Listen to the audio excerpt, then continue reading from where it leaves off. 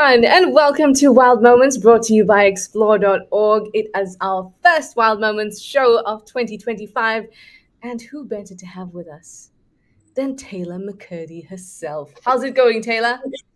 I'm very well, thank you. Although my face is matching the color of my hat. This is burgundy. Is it burgundy? Yeah, burgundy, grape color. But my face is puce because I've just played a game of paddle. Multitasking. Of course. What do you think of paddle, Taylor? I love it. I love it so much, especially for the new year, new me. It's great for one's mental health because you can smash the ball really hard at not the other players. I have to remind myself that. But no, it's a good sport. I love it. We're pretty much the only thing to do in Hoedspruit other than to go on safari. So all the guides play the game. Interesting. I have a grudge against paddle. Why?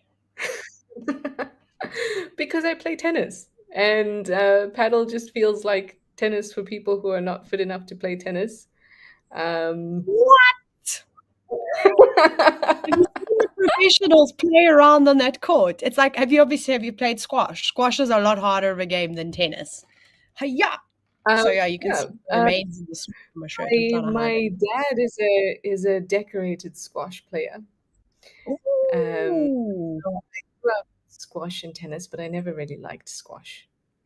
So, but I too have decided, Taylor, that this year, considering that I don't play tennis as much as I used to, and definitely not as well as I used to, I too will try and bury my grudge against paddle and give it a go. As long as you don't say pickleball, because then I don't know if we can be friends anymore. As long as I don't what? You don't play pickleball, then it's allowed. Oh. No. Yeah. The only pickles I like are the pickled veggies. Oh, gherkins. Gherkins. Anyway, now that you're all well acquainted with the fact that we are most certainly the TNT, Trishana and Taylor, and this is the new, it's not even the new, this is just what we're carrying on from 2024, isn't it, Taylor? Constantly getting distracted by all things around us, and we are always fascinated by the natural world, which is why we are your hosts today. If this is your first time joining us for Wild Moments, please go ahead and send us a message because we're live and interactive, which means you can send through questions and comments.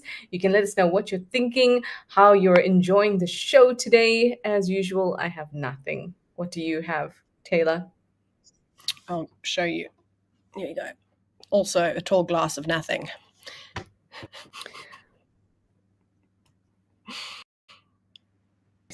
Very nice. I've got a ton of hellos coming through.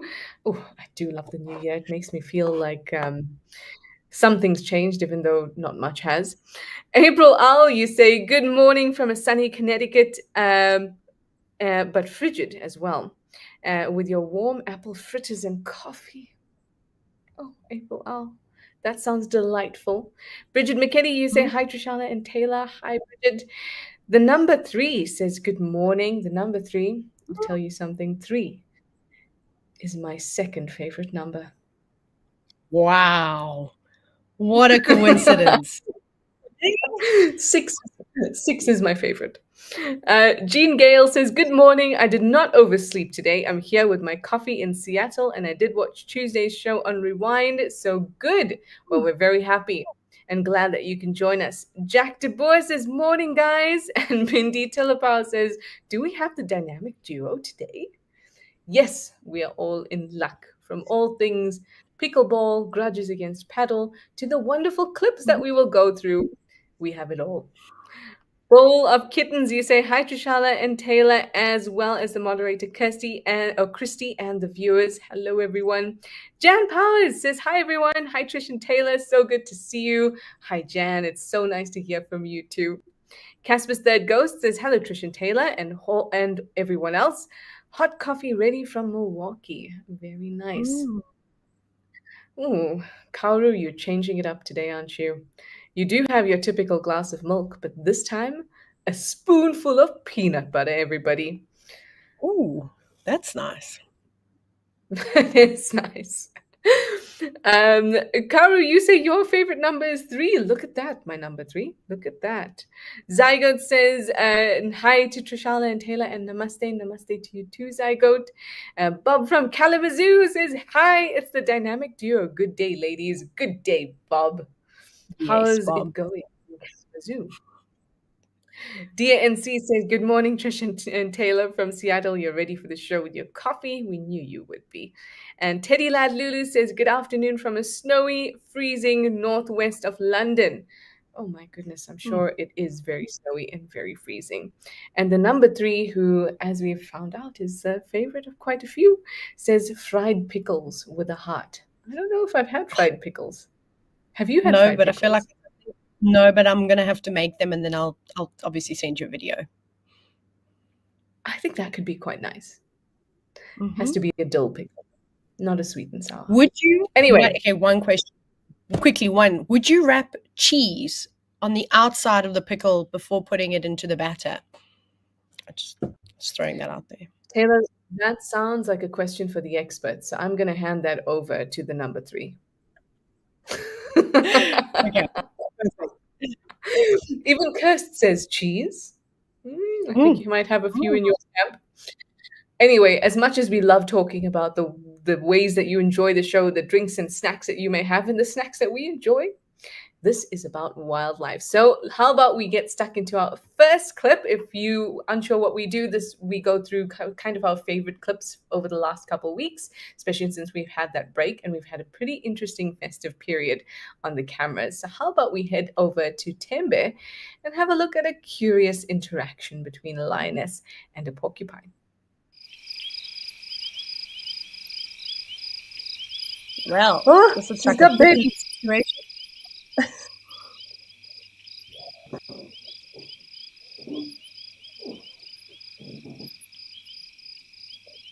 Taylor, did you say that this is a prickly situation?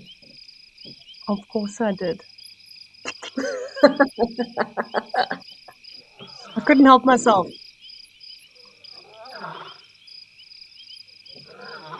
This is amazing. Shame, look at the little one in the middle. I just noticed the third one.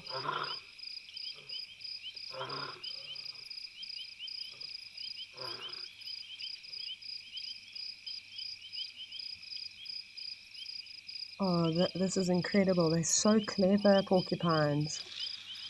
Wait, I sort of feel like this is I know obviously it's a mum with her 2 pups, or perhaps it's 2 adults with a single pup, I think. Yeah. I think I would go with that, yeah. But in a way it's kind of a really good situation because there's a lot more spines or quills sticking outward than they would be if it was just one. Absolutely. I love this technique, how they've split up now. And one's protecting the youngster and the other one's just full on attack. If only the old wives' tale that porcupines could shoot their quills was true, because then this lioness would never stand a chance. But I also love how it's not just about defense. There's offensive movement as well, moving right towards the lioness. Well, absolutely. And some thought and strategy that has been put into this. This can't be this porcupine's, or either of these porcupines' first experience. Mm-hmm. And gosh, she's trying to get low. Again, you can just see that the lion has obviously caught or tried to catch porcupines before, knowing that the best thing to do is to stay as low as you can to the ground and try to flip it over. And that makes sense because that means you can get that dangerous part of the porcupine out of the way. Absolutely. Trish, I went on safari now with some friends this weekend, and we bumped into a male lion, and he had so many porcupine quills in his face. I imagine that the porcupine won in that case because he did not look good. Shame. Yeah, and then it's, for us with hands, it feels like it might be uncomfortable, but you can get those quills out. But imagine you don't have dexterous fingers and hands that can maneuver and pull quills out. I mean, that's going to stay in for some time until eventually movement and stuff pushes it out. So it's quite a difficult thing for predators to interact with porcupines. Mm. And to be honest, I kind of feel, I mean, I've seen leopards do it, right? Go after porcupines. And I feel that it's really not worth the effort and the energy. No, but it's interesting though, because in the Kruger National Park, you often actually see a lot of videos coming out with leopards going after porcupines. And there's a couple of individuals, I've forgotten their names, that have specialized in it.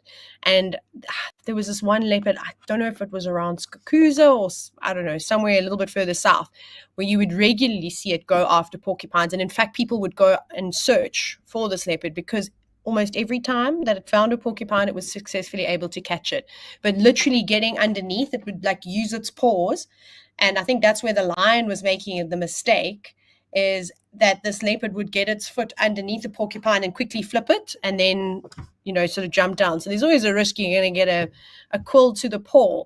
But it was such a quick and a technique that's obviously taken months or years to perfect.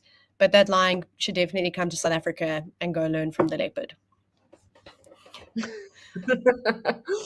Definitely.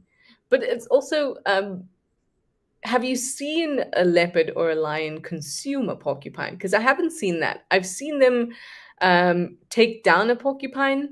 I've seen them with a porcupine in their mouth. I've seen them after they've had a porcupine, but I've never actually seen them taking consuming it.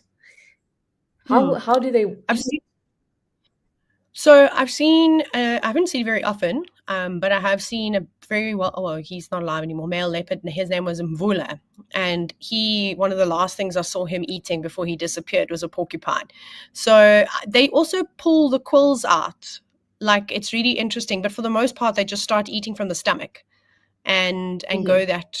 that route, and then it's a bit easier. But where I'm from in the Eastern Cape, and I think that this is quite interesting, so it's the same province that Nelson Mandela was from, and the isiXhosa people, they love porcupine. Obviously it's the largest rodent in Africa, but apparently it tastes so incredible. Like, if you are a pork lover, it's times 100, and all they do is they skin the underside and then they throw it on quill side down, and the quills will burn away, and then there's a thick layer of fat that apparently makes like crackling.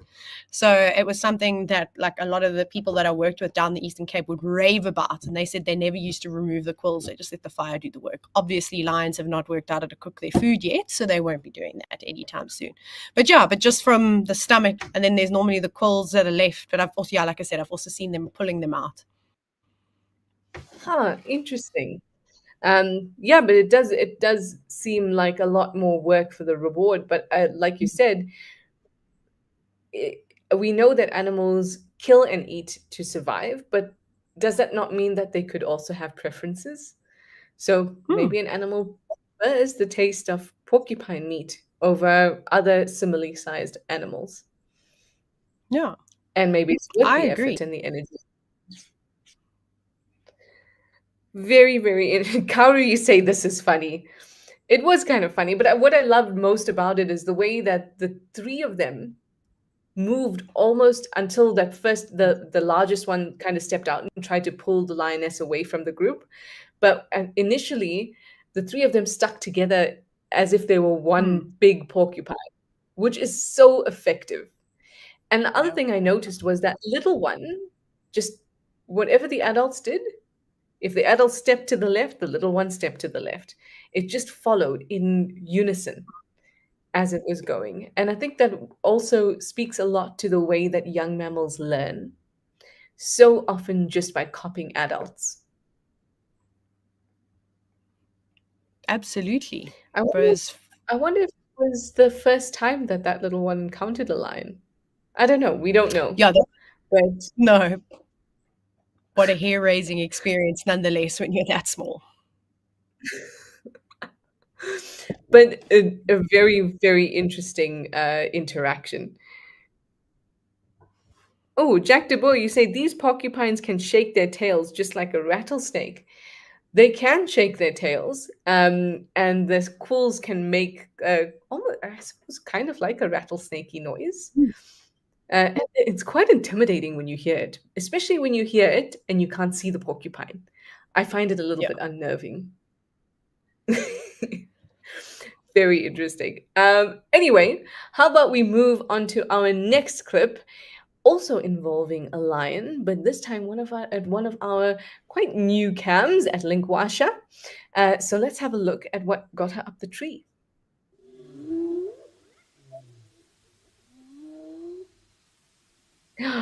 Hmm.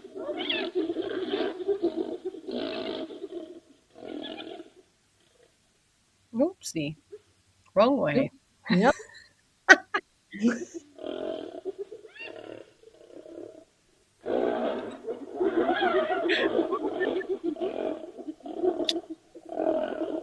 Sound.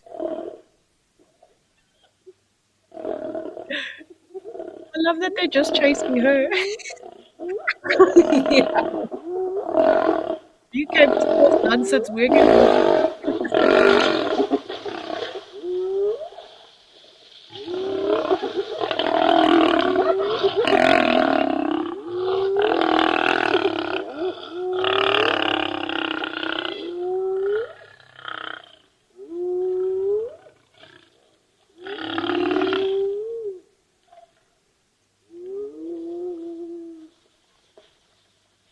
The sound is incredible. This is crazy. I love this sound. Wow. I don't think I've ever heard a lion growl so much. Like, especially a lioness. That was insane to hear. What was happening at the beginning of this clip? Were they feeding on something? I it, I'm not sure. It looked like one of them was. Do they not just walking away? I actually have no idea. Trish. I'm trying to look to see if they've got like blood around their faces, but it doesn't look like it.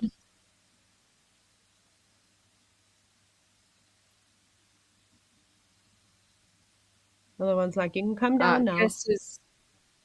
Kes just said that they were feeding on a buffalo and the lions took one Oh, down the night before. Mm. okay. I But just that think was, it's a stereo. was pretty nasty. Oh, there we go. There's the buffalo. Oh, hello, jackals. You know what I love about jackals? Is that because they're these meso carnivores, they're pretty small, they just kind of fly under the radar. Yeah. Hey, they were just kind of like, you know what, hyenas, you've got this. You go get those lions. We'll make sure no one else comes to the carcass. Like, we're here. Yeah, It's yeah. fine. We'll hold down the fort. And also, we can't be in direct competition with you anyway. We could not nearly eat as much as you. So just give us a couple bites, a few mouthfuls, and we'll be out of here. And, if you want to Yeah. just keep us around to take care of the carcass, that's cool. And hey, lions, don't worry about us either. We're not going to get involved if you got beef with the Oh, lions. I mean, with the hyenas. See what I said, what I did there? You reacted too slowly, I Taylor, see. so I had to move on. I did. But if you have It's beef delayed. with the hyenas, it's chilled. It's chilled. Jack De Boer, you say a clan of hyenas chasing a lion. You don't see that every day. Um, we don't. It's not definitely not like this. You don't see it every day, but I can guarantee that when there are, especially the big carcass like this, when there are lions and hyenas around, there's always going to be some kind of squabble. But I haven't seen that kind of confidence in a while. Those hyenas were confident. The four of them just were like, "Oh, yeah, this is a pretty good number. I think we can get you." Yeah, But it's and madness. what I've is been very no? Carry on, please, sorry. I Taylor. think I've seen it. East Africa, especially Kenya, is the best. Like, the hyenas chase prides of lions off of carcasses all the time. And then another really cool place is Ruaha National Park, which is in Tanzania. It's got the highest lion population in Africa, and those hyenas are tough. and they often will go in there and same thing, try their best, but I've never seen them win. But I've seen them push lions off a carcass for a couple of meters, and then the lions kind of went, oh wait, we're lions, and yeah, that was the end of that site. But it's still really amazing to just see them, like you see them all rally each other up together. Just again, we give so much credit to, say, lions for hunting in groups or whatever the case is, or wild dogs, but we forget how tenacious hyenas are too. Yeah, absolutely. And it also goes to show that, I mean, there's competition exists all the time. Even if there isn't a carcass around, here we have direct competition. There's a carcass, everyone wants to feed on it. But even when the carcass is not around, a hyena sees a lion, or a lion sees a hyena, or a leopard, or whatever it is, there's always going to be some kind of interaction. Because a competition is the driving force of all existence in the wild. Not even in the wild, even if you think about amongst humans fighting for a job or whatever it is, competition is that driving force, and it's always there. And here, there was, to us, it looks like, well, what's the point of the hyenas getting the lion? You know, but it's to show dominance. It's to show, hey, don't mess around with us. If we're at a carcass, I want my clan to be the one that has preference then. I want you as a lion or a leopard or a jackal to be scared of me when you see me at a carcass, because that increases my chance of getting a meal, which increases my survival and perhaps even my offspring's survival. Yeah, absolutely. Kauru, you say OMG. Yes, it was quite insane. But also the vocalizations were crazy. Pi, you say run for your life. That lioness really did look like she was running for her life. She looked 100%. She was committed to getting away. She wasn't interested in showing off the fact that she was a lion. No. But didn't she walk off and go towards them or chase them or something, and then she just came hightailing back? Or did I make that up? Because it looked like she ran after them, and then those hyenas were specifically going after one lioness, and they were like, we don't actually care about the other one, but you, we're going to get you. They were so close. They definitely looked like they were zoning in on one, which is also an interesting thing, because then it's not just competition at play, but maybe a little bit of vengeance as well, which I think is interesting. Yeah, why not? Oh yeah, absolutely. Yeah, why not? 2025, it's a new year. Why not sprinkle a little bit of vengeance on your plate? Bowl of kittens, you say. Great zooming, and oh, grumpy old man. Guess what grumpy old man said, Taylor? Buffet. Oh, stop. It's too much for a Thursday afternoon. I can't. Handle this. We can't handle this for the first show. Oh my goodness. Too much. You know, we should hand out awards at the end of the year. We should have a list. Favorite comments? Puns? Yes. Like a fines meeting. Yes, definitely. Grumpy old man is in the running for best dad jokes. Anyway, everyone, we've got 6 minutes left. How about we head down to South Africa and go over to Tau and see how busy that croc's been?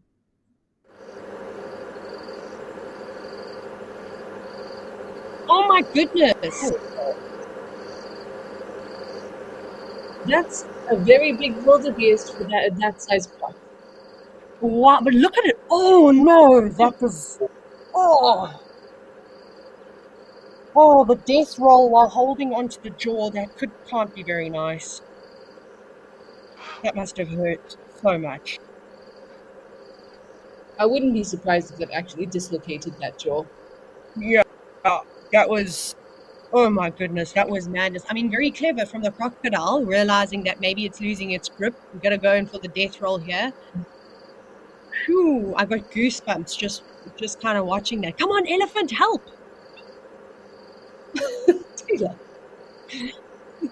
Throw dung at it. No, I'm joking. A crocodile also has to eat, of course. And I have been saying for so long, Trish, that I'm like, I keep seeing crocodiles catching fish. Oh, there's a lot of blood now. But been Yeah. hoping with the amount of time we spend at these cameras to, yeah, look at it. Look, that whole, oh, it's like, I don't, sure. Trish, did you see that? Kirst, can we have a I, replay? There, watch its jaw. It looks like it's actually loose. You see? yeah, yeah, the jaw Oh is my, loose. oh my goodness. Ooh, I Ow. can't say I've ever seen that before. I've seen crocodiles catch stuff. I've seen crocodiles do a death roll, but I haven't seen a crocodile take something that is clearly more weighty and stronger than it is. So it just can only latch onto a certain part and getting the jaw, because it also means if that jaw is broken or dislocated, it means that wildebeest is as good as dead. Yeah.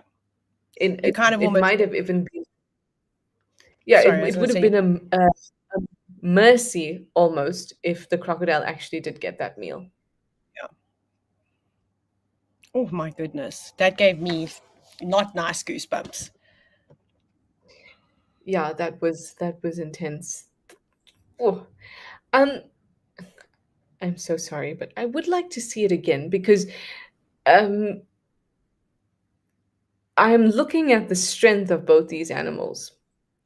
And when I saw them next to each other and matched like that, and we know that crocodiles can be so, so strong, and we know that they have this incredible bite force.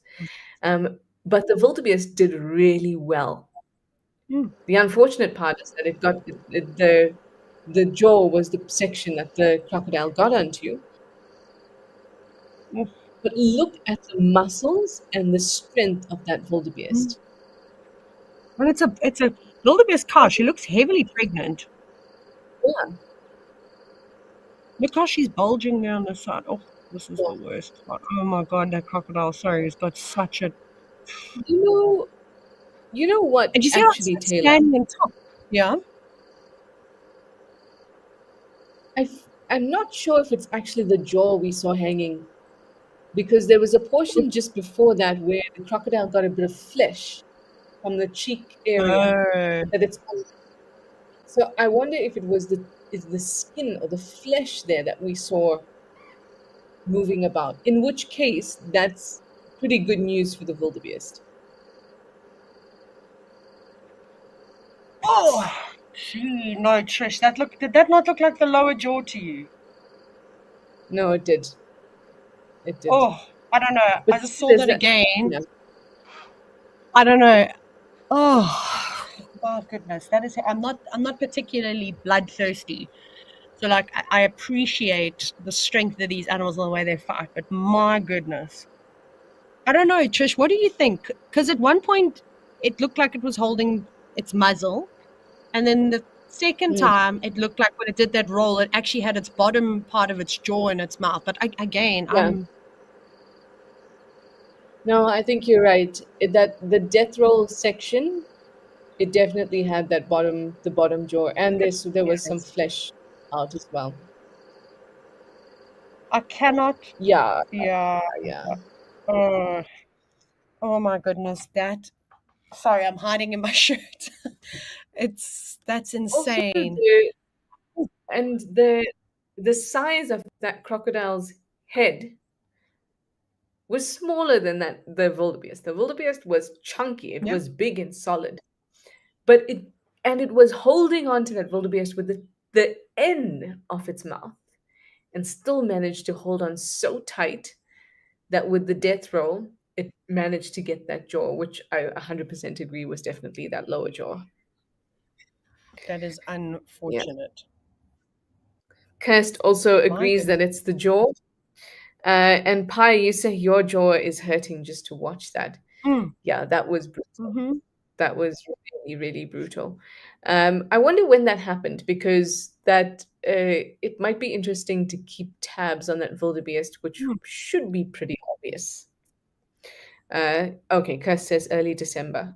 Because if that wildebeest manages to give birth, um, it would have not been for nothing. You know what I mean?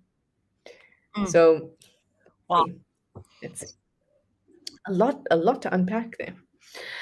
Anyway, we are out of time, but we have, I think, time for our last clip for this week. And this was one that I had misinterpreted myself, but here at Huangwe Safari Lodge, there is a mongoose that got some zoomies, which is a great way, I think, to end the show.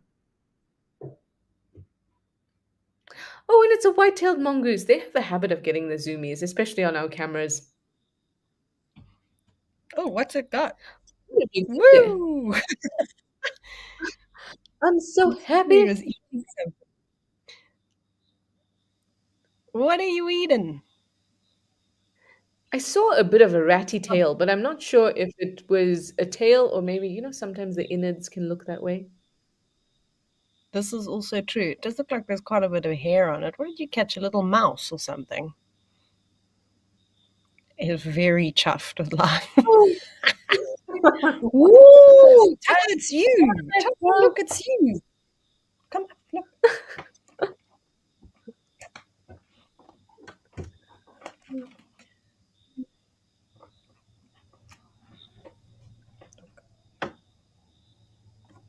Are you showing Tucker, Taylor? I'm trying to Oh, yes. get the spin. I'm trying to get the dog to watch, of course, because he literally did that to me this morning. He zoomed around. Look at it go. That's incredible. We need more of these sightings. Oh my gosh, Oh, this is so cool. this is just delightful. Is this not just joy? Gee whiz, it's animals having fun, hey? Wow, that was such a I love that it. was amazing. That was really a feel-good moment, especially after that macabre sighting. It was necessary. Yes, and I'm sorry I made you watch it twice. I just really wanted to see what was happening at the jaw section. Me too. No, listen, it was very interesting. I'm just Yeah, no, it was a difficult one. But we got to end with zoomies, and that white-tailed mongoose looked very, very happy with itself. And it's one of those things where you think no one's filming, and then you end up on America's Funniest Home Videos. Do you remember that show? I love that show. I'm not even sure it happens anymore. But in the meantime, you have Wild Moments brought to you by explore.org and TNT and, of course, Africam. Well, everyone, thank you so much for joining us. It was really cool to see what happened over the festive season, this being our first show of 2025 for Wild Moments, and many, many more to come. And our best wishes for all of you for the rest of the year, too. And we hope that you will continue to join us. So thanks, everyone. And thank you, Taylor. Thank And you, bye-bye for now. Trish. Bye.